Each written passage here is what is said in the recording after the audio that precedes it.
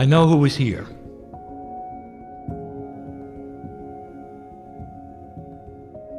And I say that in the most loving way. I know who is here.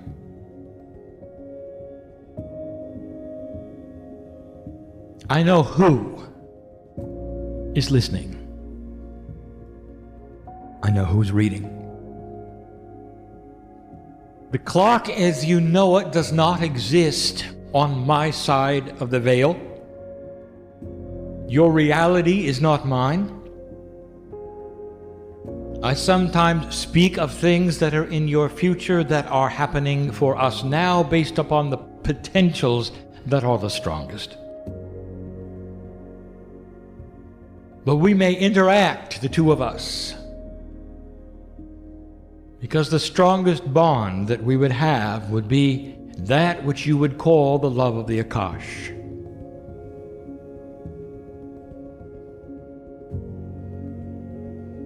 The bond comes in the number of lifetimes, the very soul core that you have, that I know, and of course the friend that you are when you're not pretending to be a human.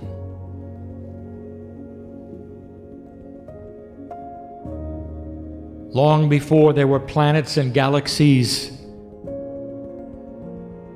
we romped together in the universe, you and I.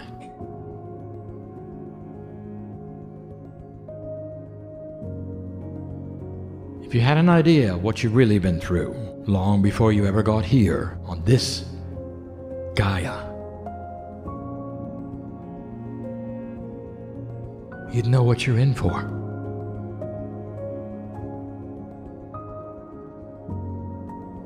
You'd know the bridge that you're about to cross. You would know of the good things.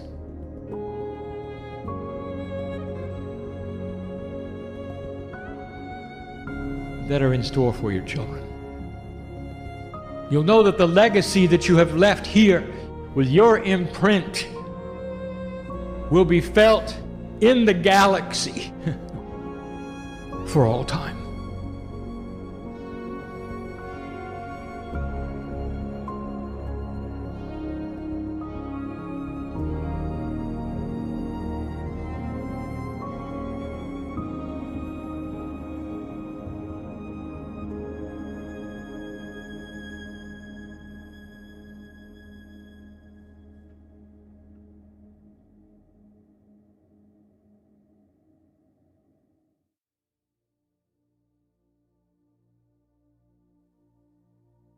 And all of these potentials were only potentials as I sat before you not long ago, 22 years ago, and opened the mouth of my partner.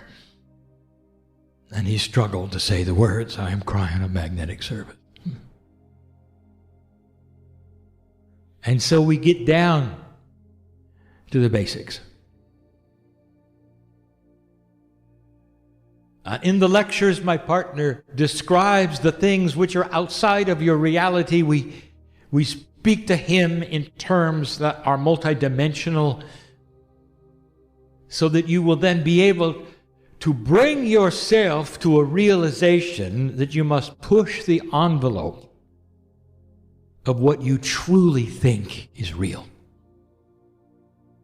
And that by pushing that envelope, it expands an element of your personality that you don't even know you have, which truly is the creative source. It will take you into the areas you don't know about yet. And I laugh because it's clear to us and a mystery to you. But the mystery starts to clear as you push on the walls of your room of reality. All of these metaphors mean that at some level, human being, you have to sit with yourself. And you have to analyze what it is that you have to change. We start asking the questions which are really basic.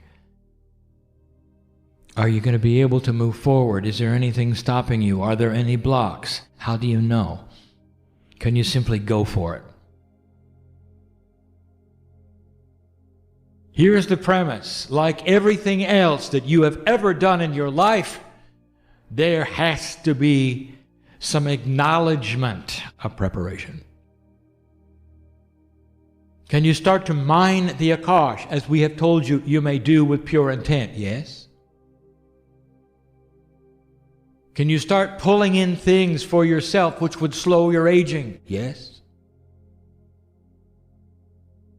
Can you start actually changing your life in a way where you can start seeing a peaceful human being where perhaps there isn't one now?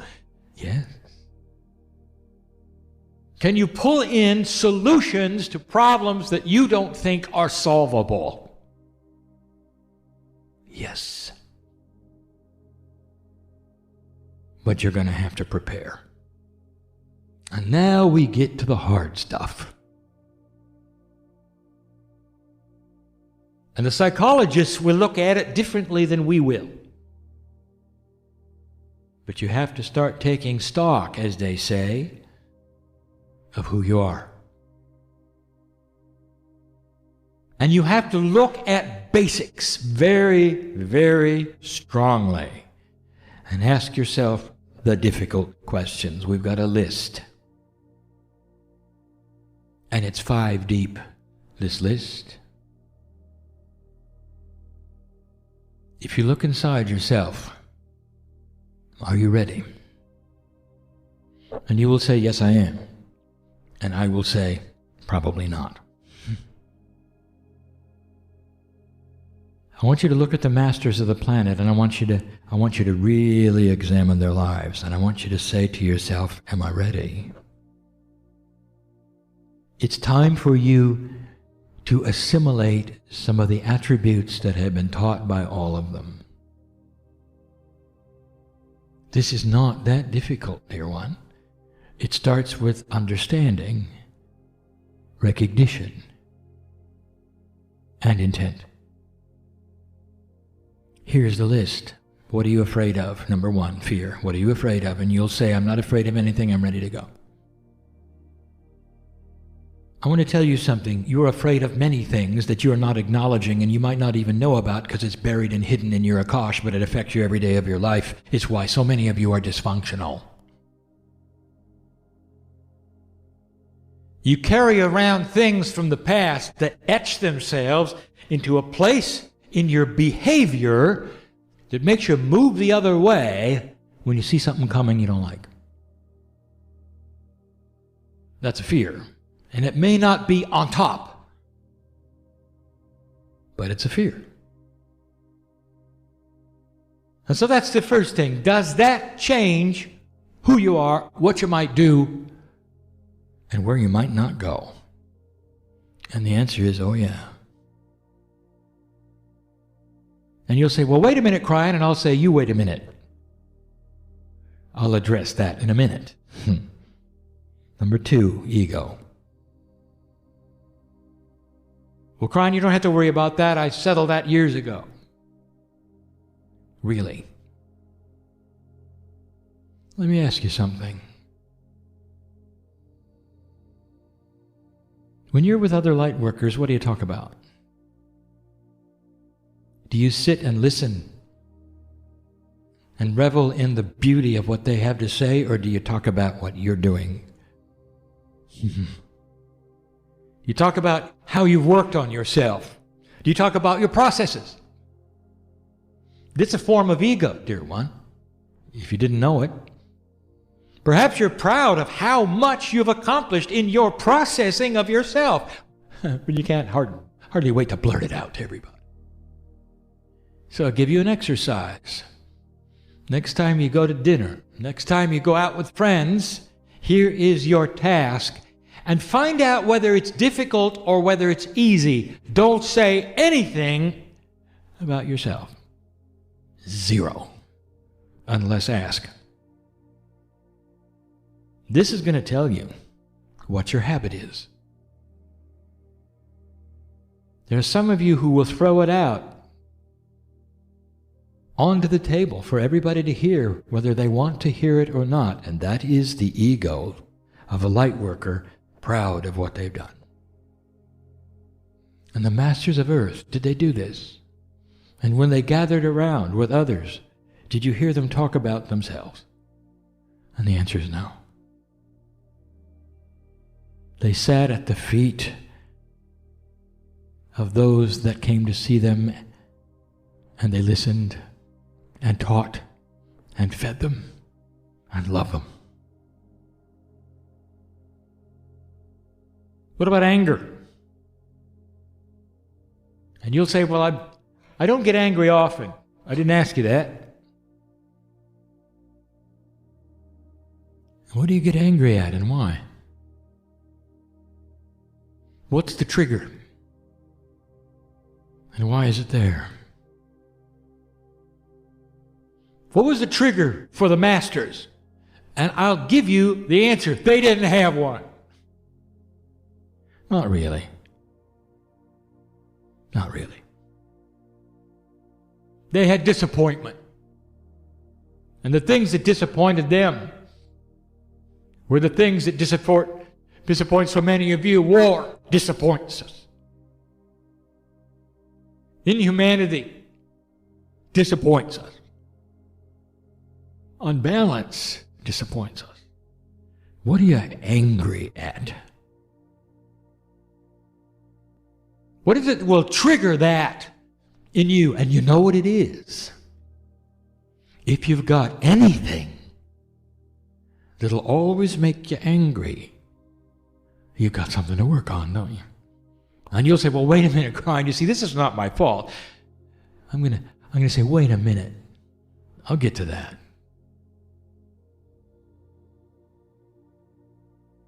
Number 4, reaction. What do you react to? What is it you can hardly wait to pop in your 2 bits? Perhaps it's political. Somebody's saying something. You've got something else to say. Your reaction. What triggers you? Not anger, reaction. I'll tell you what one reaction is: defense. If somebody says something about you, and it's not true, blatantly not true because of their ignorance or their misunderstanding, do you react? You want to set them straight, perhaps. You want to tell them the right way, perhaps. And how much of that did you see in the masters that walked this planet, dear one? When they were accused. You see them fly off the handle and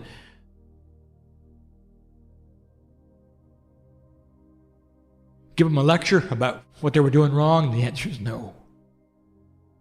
There were no triggers. There were no triggers. There were no reaction. Did you notice?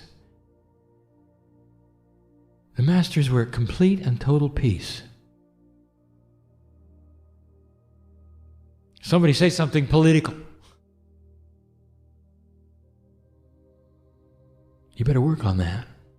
Well, wait a minute, that's not my fault. You see, Kryon, because I'm going to say, you wait a minute. Are you in judgment of anything? Number 5. Anything. When you view others, what's the first thing you see? And you'll say, I'm not a judgmental person. I didn't ask you that. What do you see? What do the masters see when they looked at anyone? They see God inside. That's the first thing they see. No matter what the situation, no matter where they are, no matter in what context. Somebody cuts you off on the freeway. Do you see the God inside them?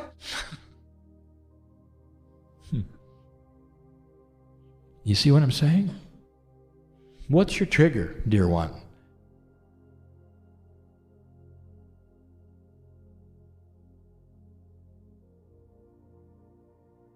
We make assumptions, and the human being has theirs.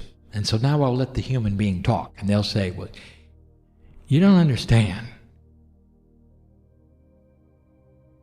I came in with these things, and I've been trying to unlearn them all my life. And yes, I know that I'm judgmental, and sometimes I get angry, and sometimes I react, and I can't help the mytolitics. It was one of my parents taught me, and it's ingrained in my mind. I can't help the fact that I do certain things the way I do them because that's who I am, Kryon. I'm a human being, and I'm not really a master. And so you got to cut me a break. Because these are human attributes, and I'm going to tell you it's about time that you understood what they are. These are engrams, a template of how you came in that begs to be changed. Begs to be changed. And every single excuse that you will give, I will tell you the masters will look at you and say, you don't have to have it. Why don't you get rid of it? You make the assumption that it's there forever. You paste it upon your persona, and that is the way it is. And you're wrong. And so what I am telling you in this short channel, dear one, is that every single thing on the list, which we're going to go through again in a minute, has been given to you to alter. And in the alteration of these things, that recalibration of your basic personality will get you faster than anything. It'll get you there faster than anything. To become more quantum. To move into your life, into the things you really want. You clearing these boulders away so you can move forward in all the things we've been teaching. If you don't clear the way, it's going to be harder. Psychiatrists and psychologists. God bless these human beings, for they work with other human beings and try to help them in their lives. They're dedicated to it. Absolutely dedicated. The interesting thing about psychologists and psychiatrists, and most of them are unbalanced. And that's what brought them to the puzzle to help humanity. For they see it in themselves. They know what it feels like. They study it. They correct it. They move forward. They teach it. It's universally known. But if you ask them what they do, they will say, we work with a static model of human behavior. We try to undo some of the things that the human being has done. We look at their past, we try to put the Band-Aid in it through conscious awareness, through realization, through practice, through repetition. A 12-step program if they need it. Getting rid of addictions, fears, all of these things based upon a static model that never can change. And that, my dear human being, is the difference between what was and what is. For now we are telling you something, and now we go through the list yet again. Is that everything that has occurred in your life is rewritable. You cannot change the past, but you can change how you react to it. The very things that you would use as an excuse of why you do the things you do will then belong to another human, not you. For you will start to rewrite the actual engrams of your personality trait. More aptly represent the masters of history. And you're going to find that as you begin, it won't be that hard. What are you afraid of? All of the fears that are subconscious that you carry in are based upon past life experience. What do you avoid? What do you not want to do? All of these things, some of them unexplainable to you, can be cleared. And we've given the process before, and you begin with active asking. And then you start practicing these things and walk into the places you don't want to walk into. You actively begin to steer areas that you would never go to. If you're shy, you start talking to people without being asked, "How are you?" Pretty soon you realize it's easier than you thought. Pretty soon you stop steering away from things. Because that which is the innate in your body, the body intelligence, starts to cooperate with that desire for you to erase the fears that are subconscious, and they will disappear. Guaranteed. You're not going to cover them up with a program. They're going to go away. Because you are going to rewrite the information that used to be there with new information that you're going to create. The ego will never be a problem. You will be proud of yourself in a way that is appropriate, and you never have to tell anybody how proud you are. Because Spirit knows and is proud. And isn't that good enough? That the love of God carries you from place to place and says, "God bless you. We are so proud of you. We love you." And that should be good enough that you never have to tell anybody anything about what you've done, unless they ask. There's no desire to spill it out. And you won't want to. Never again will you open the conversation of here's who I am and here's what I did and here's what I've done. Perhaps even under the guise of self-help. Here's how I've helped myself. You won't have to, because you will be complete without it. Now, this doesn't fit everyone in the room, but it fits some of you. And some of these things are hard to hear.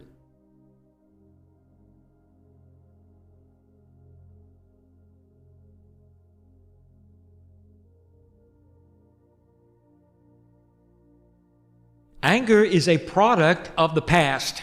You get angry because something triggers the anger. The thing that is in you, which responds, is information. You're programmed. This life, the one in the past, it doesn't matter where it is, you're programmed. And you know it.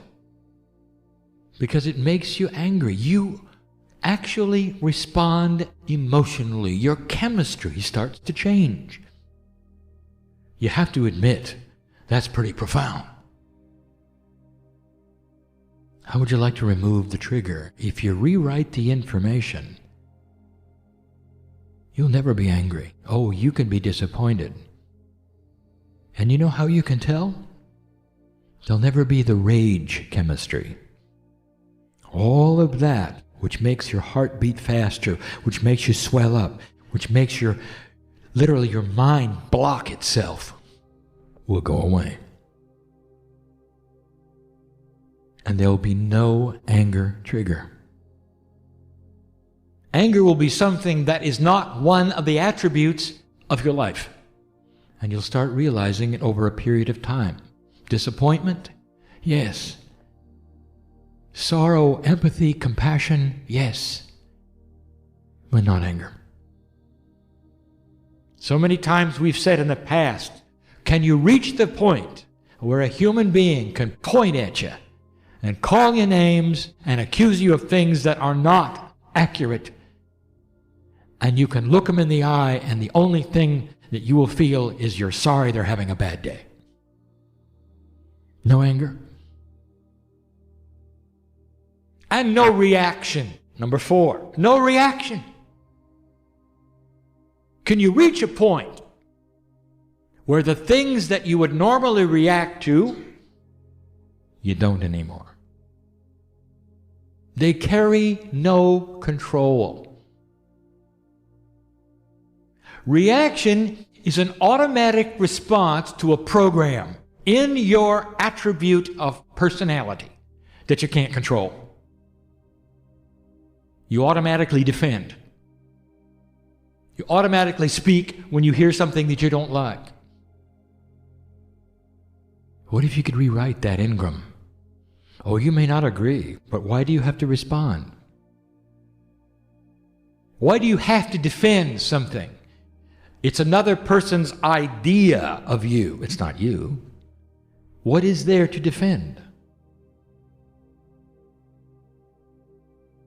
When God loves you to the degree we do and sees you as a divine human being walking this planet perfectly in lesson day by day, isn't that good enough for you? If a person accuses you wrongly, you can be disappointed. You can be compassionate and not react. Do you? You don't have to. What kind of judgment would you put upon those who would false accuse you? There are certain words you might have used in the past. How do you judge those that are in ignorance or perhaps uninformed and will go and do certain kinds of things? What is your judgment of those who don't believe what you believe? And how do you see them? This is one of the biggest, dear ones, believe it or not. How does God see them? How does the Master see them? Millions of human beings believing in certain spiritual things that you don't necessarily ascribe to. And what do you see in them? In their zeal, what do you see? I'll tell you what the Masters see. And let this be your test. Blessed is the human being who finds God anywhere in any way, for that is appropriate for their path. Do not judge the one who does not find God like you have found God, old soul. For whatever they find is good enough for their path for now.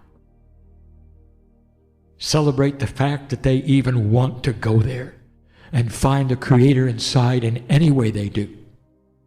If they want to climb steps and crawl and cry, if they want to assign it to a prophet, they are looking for the same thing that you've looked at, and they're in their own path, in their own time.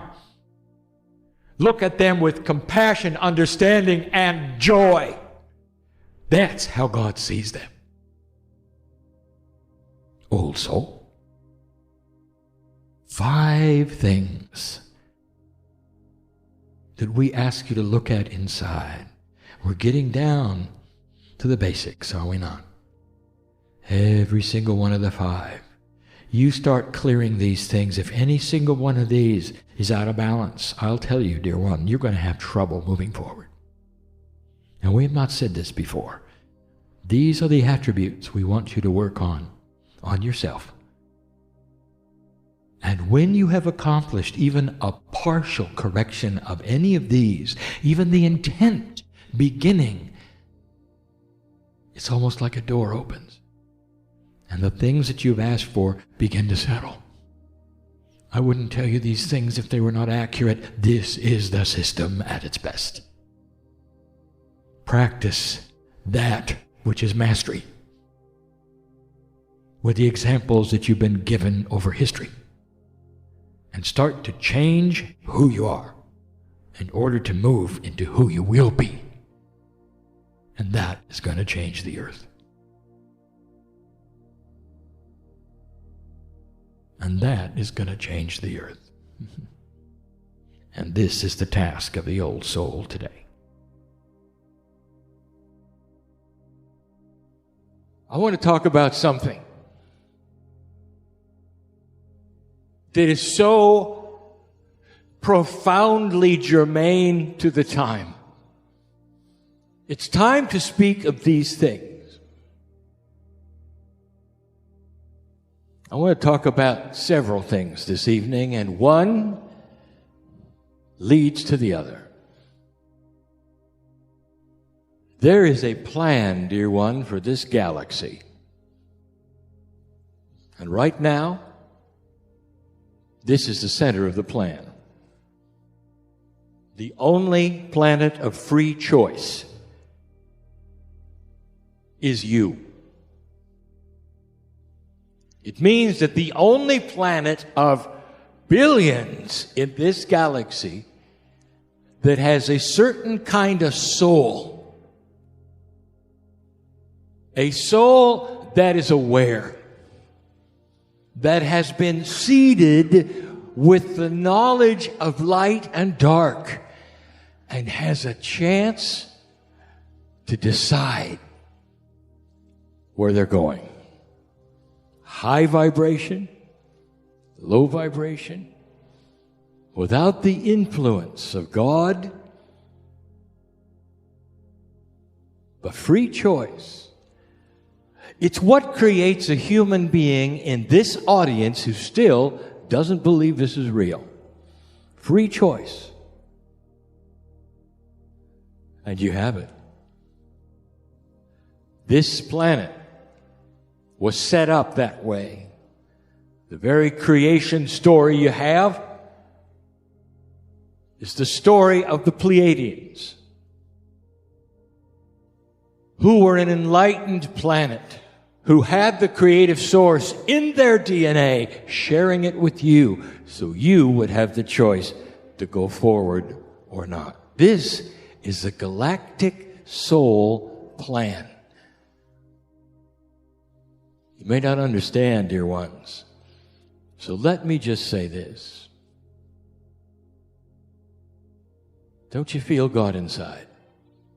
At some level, can you feel the eternalness of your soul? Did you know that 85% of this planet believes in the afterlife? No matter what their belief system, it includes the afterlife. Not wishful thinking, but intuitive, absolutely intuitive truth. When you leave this planet in corporeal form, there is a piece of you which is eternal and stays in the universe. Call it what you want. Whatever you think it is, it's more complex. However you think of the human soul, it's grander and greater than you can even imagine. There's a soul plan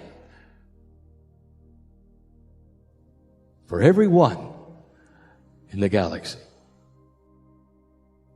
Now there's something new going on.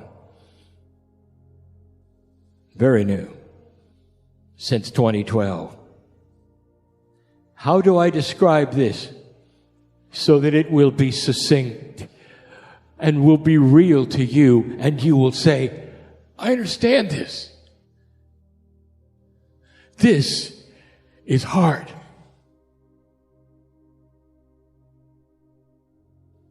It was January 2013, and my partner got a phone call. A man and his team had died. My partner put down the phone, and he cried. It wasn't time yet, he said. It wasn't right, he said. The man was doing everything correct in the scheme of what we believe, he said. He was a teacher and a healer. And my partner was mad at God. Mad at God. That's not a time to channel, by the way. Almost everyone in here at some time has been mad at God. And the anger is frustration of why things are the way they are, because they seem out of sync with love. Out of sync with love.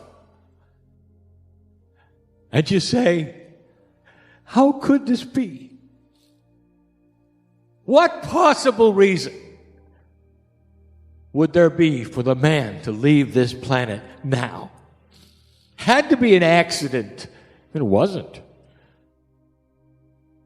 His heart simply stopped beating. How many of you have had that situation where you lose someone? A partner, a friend, a sister, a brother, a parent, and it's not time. As though there ever was a good time. But you know, it wasn't time. And you stop for a moment, and in your sorrow, you shake your head. And you say, what possible reason could there be? It's out of sync with love. There's anger, there's frustration. You don't believe it. You deny it. It hurts your heart for a long time. You've had it. My partner's had it. It's recently happened here. So I want to show you something that you didn't think of. I shared this with my partner about his team member Sid, who we lost, and still my partner is in denial. Why this should be. I don't expect you to understand. I just want you to know. There is a maturity in what I'm going to call new energy soul planning. What's the most important thing for you? It's to stay alive. It's to stay alive and shine your light. We have said this over and over for 26 years. For all humanity, extended life, staying on the planet, changing the very dirt of the earth because you're here and you vibrate higher. You're important, we have said to you. You make a difference, we have said to you. And then way before it's time, you lose somebody precious who is doing everything right. Everything right. And you're mad at God. There's nothing but love on this side of the veil, regardless of your feelings. But I want to make you even more enlightened. I don't expect you to understand. I just want you to know what you have done on this planet is to shift the future. Past 2012, you're shifting the potential of what is to come. And in order for this future to be manifest with the kind of perfection it needs an army of light workers that are profound. Soul planning. You're losing to you some of the most profound personalities and beautiful people on this planet, and they're going early. And I'll tell you why. Because we need them for the future. You need them right now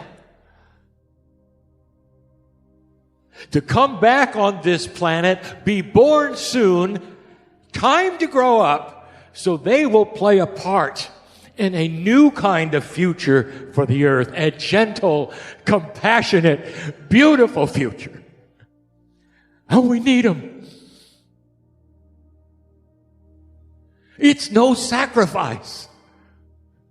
Or is it? Is it any consolation for you to know you're gonna meet him again? You'll be there. You all will be there. It is the cycle of life that souls are eternal. From the great central source, come to earth in lesson, leave the earth and come back and continue and continue and continue. This is the staple of spiritual reality. In your akash right now, you have so many lives. Do you feel it? Do you understand it? Do you know it? I want you to feel it and acknowledge it. You're part of this system.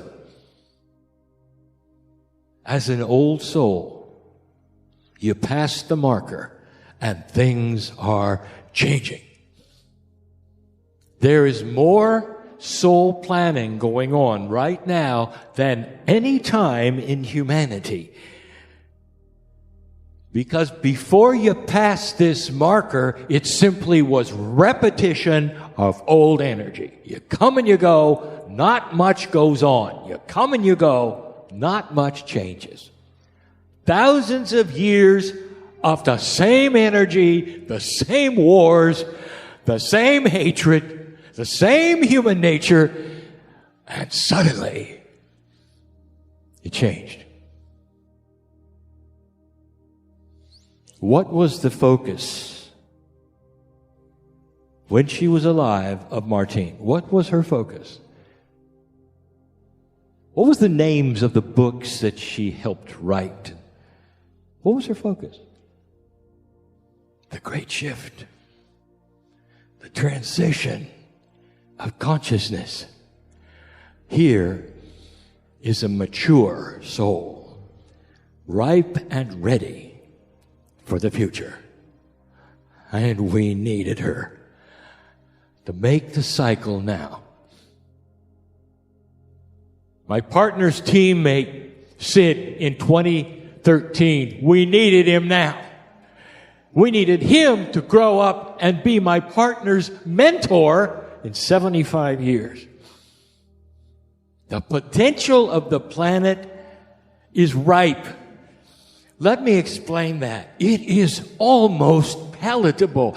It's reality unmanifested. It sits there starting to build itself. Potential. Soul planning. Can you take a deep breath? Along with those souls you've loved and lost who are here, and say, it's okay. It is okay. Okay. I want to repeat something that I gave in my partner's language not too long ago in Israel, to give you hope. And it's something that is so esoteric, there are those who will roll their eyes and say, I'm not really sure I got that part. It's advanced information about the way things work in this galaxy.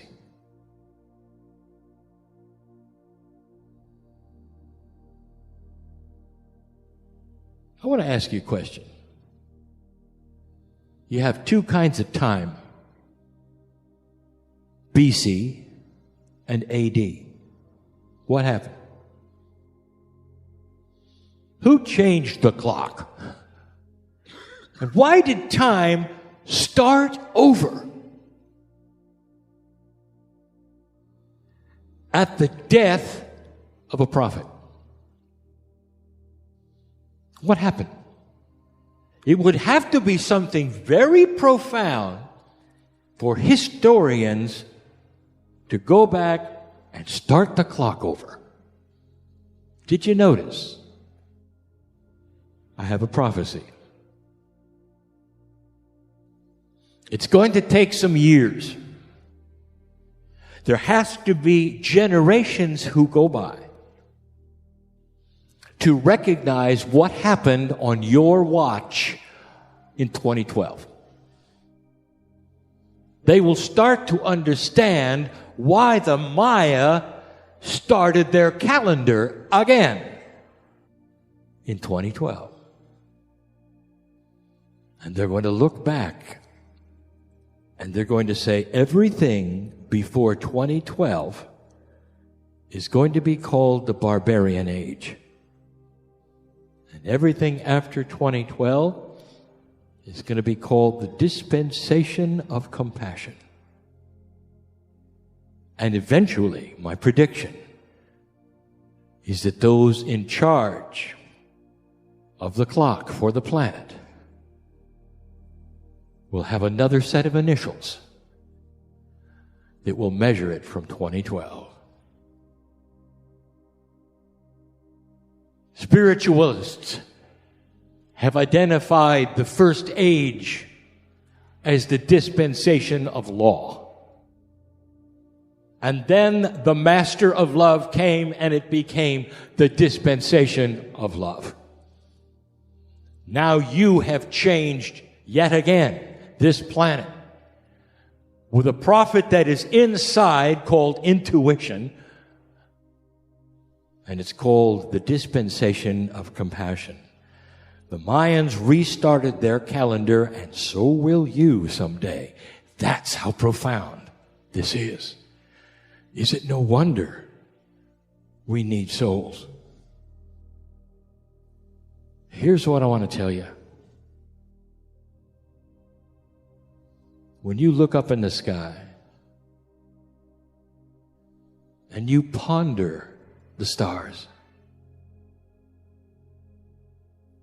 can you really question whether there's life out there?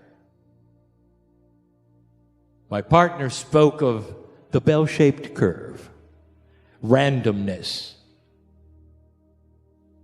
Do you really believe that with billions of solar systems, this is the only one who got life? No. The bell-shaped curve is everywhere, including the stars. The universe teems with life, with souls. Some of them, like yours, have had a chance of decision-making. Some didn't.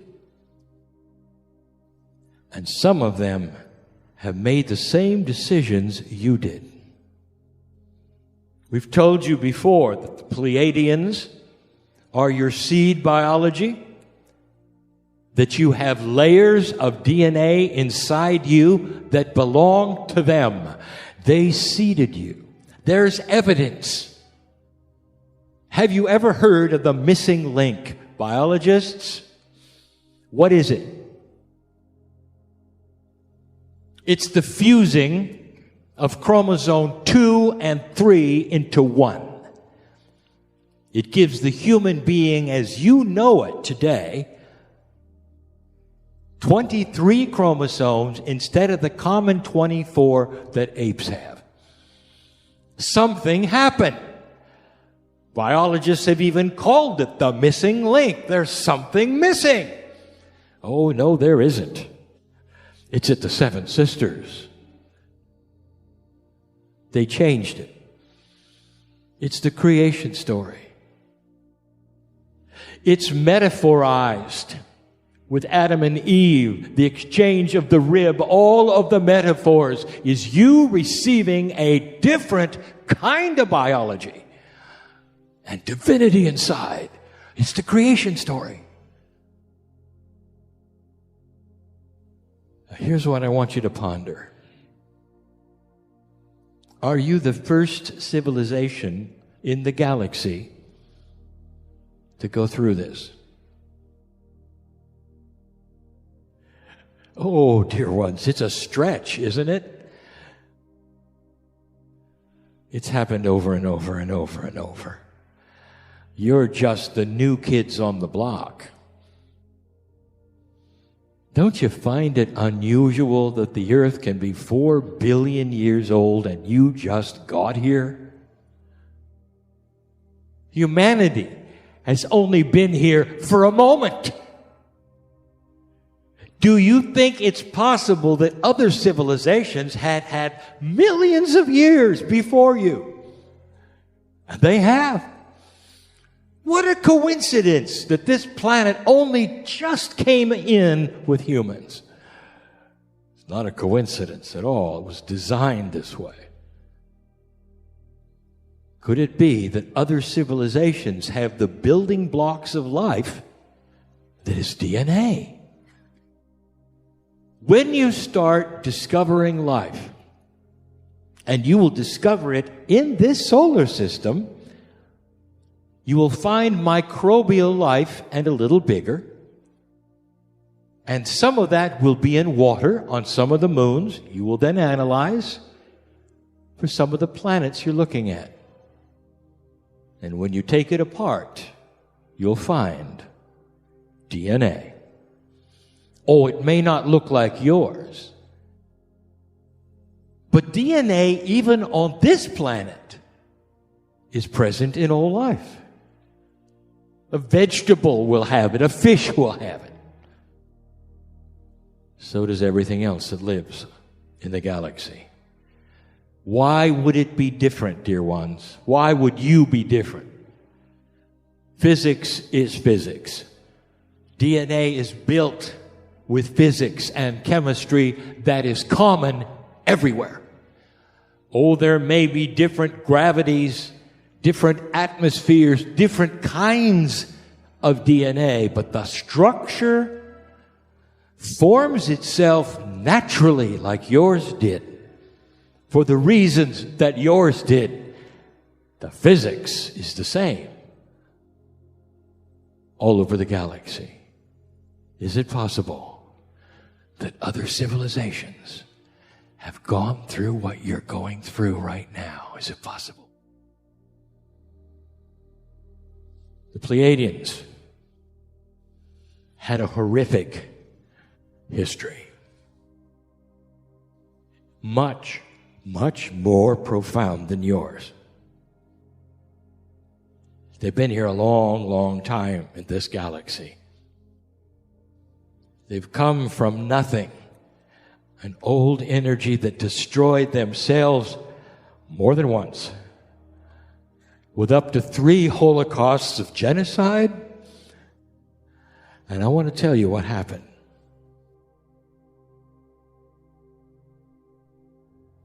The same thing is happening here. Through free choice, they eventually got it. And they made a decision. I don't want to tell you how long ago that was, because I don't want to discourage you. It took a while for consciousness to become compassionate, different. And today they mark their time on a calendar from that place when it happened. When they grew up, when they become mature. Just like you. What I want to tell you, dear human beings, is that we have seen this process over and over. This is not new. This is not new. There was soul planning there too. Are you also aware that there's a finite number of souls in the great central source? And that means that all of you have played a part in past civilizations before the beginning of humanity. It's missing in your akash at the moment. You don't see it, you don't know it, but some of you are aware at some level. This isn't really your planet. Don't raise your hand. It's intuitive, isn't it? And here's the other thing that's intuitive. The old soul is waking up right now, and they're starting to analyze this, and they're saying, I remember this. I remember this. And when you start realizing it's happened before, it's not a mystery. It's not something that's chance. It starts to make sense. And even though you don't know what's next, you remember it has a good ending because you went through it. You went through it. And you're going through it again. I'm giving you this information and this story so it starts to make sense that such a thing could be on this planet. That there is a future beyond your comprehension where human nature is way different than it is now. Where greed is not what it is now. In fact, greed is something that used to be. Balance, compassion, maturity is the kind of thing that you're headed for with human nature. And you can't believe it because you've never seen it. But generation after generation after generation will start to find answers to problems that seemingly have no solution and never did in an old energy. There are so many examples we've given of this. Now is not the time again. But just to say this, you're awakening to an energy that some of you remember. I want you to relax with it and understand that you're again sitting at the precipice of knowledge, wisdom, awareness, and invention. And I want you to relax with those you've loved and lost. But they're relaxed with it right now. So many are here looking at you and saying, love is that way. For a better earth, a much better earth. And so it is.